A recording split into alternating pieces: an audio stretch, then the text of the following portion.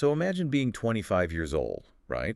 You inherit this completely abandoned, just dust-covered woodworking shop. Oh, wow. Yeah, and you have like zero money in your bank account and absolutely zero formal training in how to actually build furniture. That is a rough starting line. Right. I mean, do you just lock the doors and walk away, or do you start sketching designs by candlelight? I think most people are locking that door. Honestly, yeah.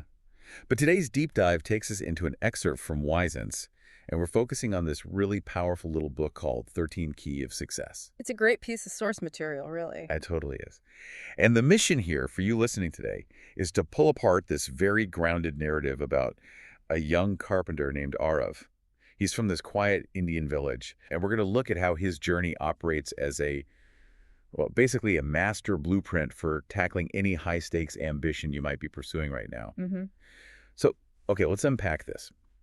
Reading this story is essentially like unzipping a highly compressed data file. Oh, I like that analogy. Right. Like, at first glance, the surface area looks incredibly small. It just seems like this simple fable about a guy in a woodshop. Yeah, just a nice little story. Exactly. But the moment you extract that data, Yeah. you realize it contains this massive, intricate architecture for navigating, modern career bottlenecks, leadership, and personal agency. What's fascinating here is that the setting itself is a brilliant mechanism for delivering that data. How do you mean? Well, we are dealing with these massive abstract concepts, right? Legacy, the friction of scaling a business, the architecture of long-term success. Yeah, the heavy stuff. Exactly. And if you just list those in a standard business seminar, people's eyes just glaze over. Oh, 100%. But by grounding these concepts in this incredibly sensory, tactile world of a forgotten woodworking shop, I mean, think about the smell of sawdust, the physical ache in a novice's hands, or,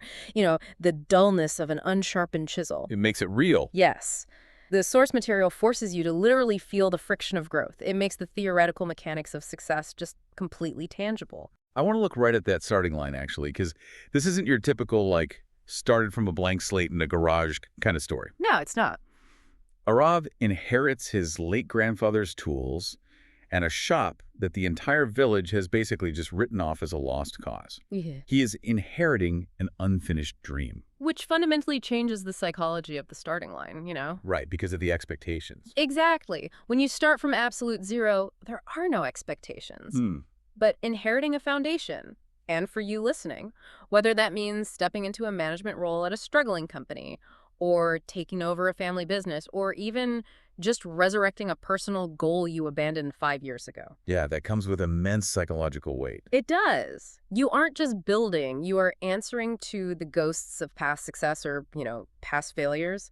Aarav is standing in a physical space that used to be vibrant and profitable, and now it is completely silent. Just dead quiet. Right, and the pressure of that silence is usually what crushes people before they even make their first cut. And on top of that pressure, he is facing a massive skills gap.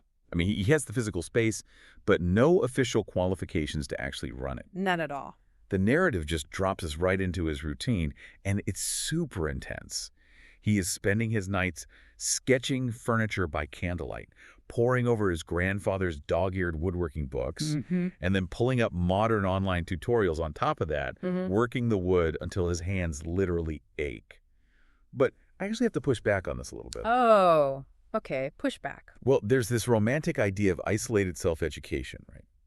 But in the real world, if you are a total novice and you just lock yourself in a room to practice without a mentor, aren't you just going to reinforce your own bad habits? That's a fair point. Like, how does a novice actually bridge a gap that wide without a human feedback loop? So you're touching on the exact reason why physical craft is such a perfect proxy for career development here. He does have a feedback loop, but it's not coming from a person. Wait, it's coming from the wood. Exactly, it's coming from the material. Wood is entirely unforgiving. Oh, that's true. If you cut a joint at the wrong angle, it simply will not fit. You can't argue with it. Right, you can't just sweet-talk the chair into standing up. Exactly. The material provides brutal, immediate, objective feedback. So when he is blending the traditional wisdom of those old books with the modern techniques from the online tutorials, he is running these constant micro-experiments. Okay, I see. The aching hands aren't just like a sign of hard work. They represent the physical internalization of knowledge. Every single ruined piece of wood teaches him the structural limits of his material. It's relentless, self-directed iteration. But that isolated iteration eventually has to collide with the real world, Yeah. which brings us to a huge point of friction in the story. Oh, the tea stall. Yes, the tea stall. Whenever you try to revive something ambitious, especially when you were self-taught and, starting at the absolute bottom, the peanut gallery is going to weigh in. They always do. Always. So there is this scene at a roadside tea stall in the village. The locals gather there, and they're openly laughing at Aarav's ambitions. Yeah, they view this dusty workshop as a total joke. A complete lost cause. Now, in almost every inspirational movie, this is the exact moment the protagonist marches over to the tea stall, slams a fist on the table. Right, and delivers this soaring, dramatic monologue to prove the skeptics wrong. Exactly. But Aarav doesn't do that. He refuses to argue at all. No, he doesn't say a word. He just turns around, walks back to his bench, and keeps working. Why is that silence a better cognitive strategy than defending your ideas? Well, consider the cognitive load and the return on investment of that argument. Okay. What is the actual ROI of convincing a group of skeptics at a tea stall that your business plan is viable? I mean, literally zero. It's zero. It doesn't build a single chair. Right. Arguing requires a massive expenditure of emotional and intellectual energy. Oh, for sure. It drains you. Exactly. Aarav recognizes that defending a nascent, unproven idea to people who are fundamentally committed to misunderstanding it, it's just a fatal distraction. That's a great way to put it. His silence isn't a lack of confidence. It is ruthless resource allocation. Wow. Ruthless resource allocation. Yeah. He takes the frustration generated by their mockery and just uses it as fuel at the workbench because, when you are in the early stages of building something, your actual output is the only argument with any structural integrity. The work itself is the argument. Precisely. And that reallocation of energy clearly pays off because his skills do start catching up to his ambition. The furniture improves, but then he hits a ceiling that I think almost everyone listening to this has slammed into at some point in their career. A scaling problem. Yeah. He realizes that solo grit just doesn't scale. I mean, you can only work so many hours in a day until your hands literally give out. Right. You hit a physical wall. So to truly resurrect this legacy, he realizes he cannot be a one-man show. So he brings in 3 specific friends to help him. It's triad. Yep, a designer, a teacher, and an accountant. Now wait a minute, though.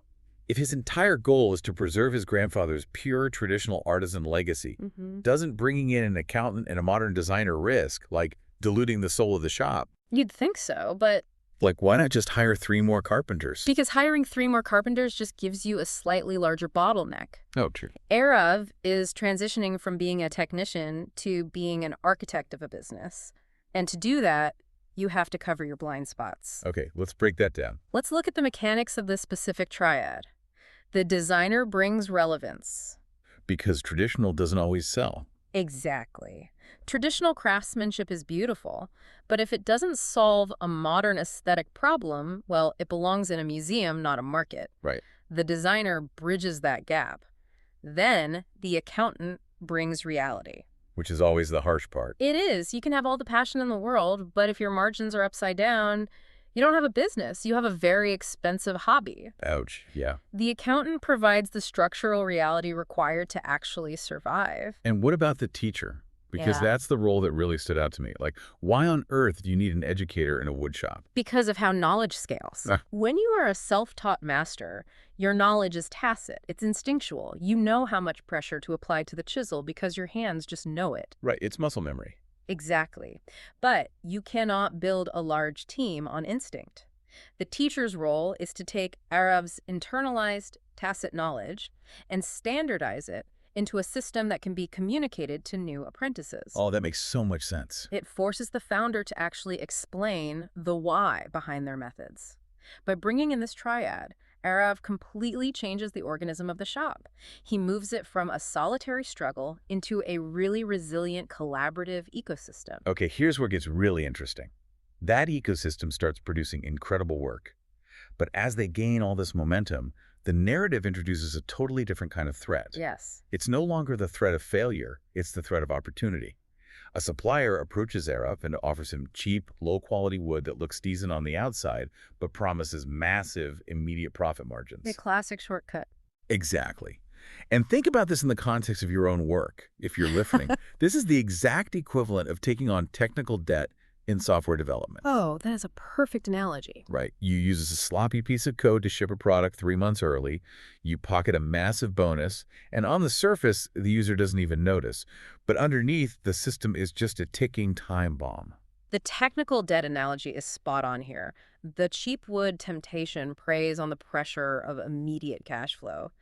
And, I mean, let's be realistic about why smart, capable people take these shortcuts. It's usually not evil intentions. No, it's rarely out of pure malice. It's usually driven by survival panic, quarterly investor pressure, or just simple burnout. Yeah, you're just tired. Exactly. When you are cash poor, as Aarav is, a massive shortcut looks like a literal lifeline. Right. But taking it introduces rot into the very foundation of your enterprise. So Aarav is standing in the shop, weighing this offer, and he looks up at his grandfather's portrait, and he remembers this lesson from his childhood. A masterpiece is built with honesty before it is built with wood. Such a striking line. But let's break down the practical mechanics of it. Because it's really easy to treat a quote like that as just a nice moral platitude on a motivational poster. Right, just a nice sounding phrase. Yeah. But if we are looking at this as a tangible business blueprint, why is choosing honesty an objectively smarter long-term strategy than taking that quick cash infusion? Because in any enduring enterprise, trust is your only non-renewable resource. Let's look at the physical reality of cheap wood. You build the chair, you sell it, and you get the cash today. Great. Sure. But 3 years from now, when the humidity changes, that cheap wood warps, the chair splinters. Oh, and the customer is furious. Exactly. And the customer who bought it doesn't blame the supplier who sold you the wood. They blame Aarav's shop. Right, his name is on it. The brand equity, which takes decades to build, is destroyed in a single season. The quote means that the structural integrity of the final product is inherently limited by the character of the process used to build it. So if the process is compromised, the product will eventually collapse. Aarav turns the supplier away. He rejects the short-term cash to protect the long-term compounding interest of his reputation. he avoids the technical debt. Exactly. And that specific decision, prioritizing the foundation over the shortcut, is the catalyst that really transforms the operation. We see a time jump in the narrative here. The dusty shop has become this thriving artisan studio. Apprentices are learning, the village economy is booming, and the guys at the tea stall who used to laugh. They are incredibly quiet now. Yeah, very quiet. And this sets the stage for the big arrival. A luxury car pulls into this humble village, and a renowned architect steps out. Right. He sees the furniture and is absolutely floored that world-class architectural level craftsmanship is coming out of this tiny remote shop. It's the ultimate validation of the silent work. It really is. All that energy Aarav conserved by not arguing at the tea stall has materialized into a product that literally speaks for itself on a global scale. But pay attention to how the narrative handles this success. When the renowned architect arrives, Aarav doesn't leverage it for personal celebrity. Right. He doesn't go on a press tour. Right. He doesn't start hoarding the spotlight at all. Instead, he pivots. He shifts his primary focus from building furniture to building people. He starts mentoring young entrepreneurs from the area. And as part of this mentorship, the narrative takes us inside the physical space of this new studio. On one of the walls, Aarav has hung 13 wooden frames. The first 12 frames contain these carved words. They are the 12 keys that basically define his system. I'll just list them out really quickly. Integrity, creativity, teamwork, service, and growth. It's a hefty list. It is. And honestly, if you just read that list, it sounds like a word cloud from some corporate HR retreat, right? Oh, absolutely. But the way they're laid out on the wall isn't random. They operate in these distinct causal phases. They absolutely do. You cannot execute them out of order. If we group them, the architecture becomes very clear. The first phase is what I'd call the internal engine. That's desire, faith, persistence, learning, and discipline. So the candlelight phase. Exactly. This is Aarav in the dark, sketching by candlelight. You cannot have discipline without the underlying desire to sustain it. This phase is entirely solitary. It's about building your own capacity before you ever face the public. Which leads directly into the second phase, what I'd call the friction testing. That's courage, patience, and integrity. Precisely. Because once your internal engine is built, it has to survive collision with the real world. The tea stall. Yes. You need the courage and patience to withstand the mockery at the tea stall, to let your silence do the heavy lifting, and then you need the integrity to survive the temptation of the cheap wood. Oh, wow. Yeah. Notice that integrity comes after discipline. You have to be disciplined enough in your craft to even be offered a shortcut in the first place, and then you need the integrity to reject it. That makes total sense. You survive the friction, which then unlocks the final phase, the scaling ecosystem. Creativity, teamwork, service, and growth. And look at the causality there, too. You can't have effective teamwork until you have established the integrity of the mission. Right. Nobody trusts a leader with no integrity. Exactly. Once Aarav proves his foundation is solid, he can bring in the designer and the accountant to foster creativity and teamwork. And finally, the pinnacle of the whole system isn't personal wealth, it's service and growth. Mentoring the next generation ensures the system actually outlives the founder. The progression is airtight. It really is. But that brings us to the titular mystery of the source material. The 13th key. Yeah, the book is called 13th Key of Success. Yeah. But we've only covered 12. Right. The text reveals that the 13th frame on that workshop wall is completely different from all the others. There is no carved word in it. There is no picture. It's just a mirror. And when Aarav hands a handcrafted wooden key to one of his young mentees, he tells them, every door opens from the inside first. It's a great line. It is. And when the student looks into that 13th frame, the reflection silently reveals the final concept, that the 13th key is you. Yeah. We see a lot of, guru culture today where people are desperately searching for external hacks. Why is this mirror such a vital mechanism to end the story on? This raises an important question, really, because it forces a structural reality check. What do you mean? It actively dismantles the illusion that there is a secret external formula for success. Right. In modern hustle culture, it's incredibly common to consume endless podcasts, read every business book, hire consultants, all under the subconscious belief that someone else possesses the magic password that will just unlock your goals. Yeah, someone is just going to hand you the answer. Exactly. And the mirror shatters that dependency. It's basically saying, you can have the perfect blueprint, but a blueprint doesn't actually build a house. That's the exact mechanism. You can perfectly understand the first 12 keys. You can build a great team. You can refuse the cheap wood. You can study the old texts. But a system is entirely inert without an operator. Right. Aarav's entire journey happened because he never waited for permission. He didn't wait for a venture capitalist to fund his shop. He didn't wait for the T-skull guys to say, good job. Exactly. He didn't even wait for a mentor to teach him how to hold a chisel. He engaged the mechanism himself. Every door opens from the inside first, means that ultimate agency cannot be outsourced. The mirror forces the student, and you, the reader, to realize that you are the engine. The knowledge is just the fuel. So bringing all this compressed data back to you, the listener, we've unzipped the file of this dusty workshop and found a pretty massive architecture inside. We really did. We've seen that inheriting a heavy legacy requires you to bridge the skills gap through relentless physical iteration. We broke down the cognitive strategy of silence, why your actual output is the only argument that defeats skepticism. The only one that matters. Right. We looked at the mechanics of scaling past solo grit by bringing in a team that covers your blind spots, balancing reality with relevance. We analyzed why avoiding the technical debt of cheap shortcuts is the only way to protect the long-term compounding interest of your reputation. And finally, we saw that all of these systems remain completely frozen until you apply that 13th key, your own unoutsourceable agency.